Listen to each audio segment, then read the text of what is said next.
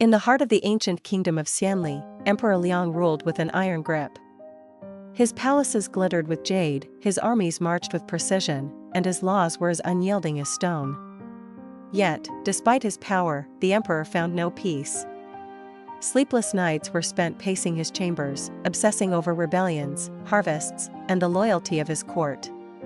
"Control is the price of greatness," he muttered, as his advisors exchanged uneasy glances. One autumn morning, his oldest counselor dared to speak. "Majesty, there is a hermit on Jade Peak who knows the secret of true mastery.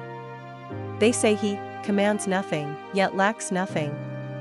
The emperor scoffed but, desperate for solace, embarked on the treacherous journey to the mountain. The climb tested him, rocks sliced his hands, wind stole his royal cloak, and pride bled away with each step. At the summit, he found not a sage in silks, but a barefoot old man tending wild chrysanthemums. "Where is your palace? Your guards?" Liang demanded. The hermit smiled, gesturing to a stone basin filled with rainwater.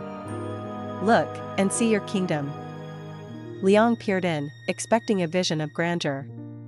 Instead, he saw his own face, gaunt and shadowed. "Trickery," he snapped, swiping at the water. The ripples warped his reflection into a grotesque mask. "Ah," sighed the hermit.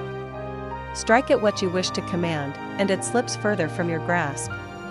Even a mirror cannot hold the truth if shaken by desire." That night, by firelight, the hermit shared a tale. Once, a gardener prized order above all.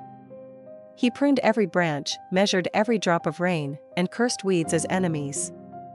Yet his garden grew barren. One winter, illness forced him to rest.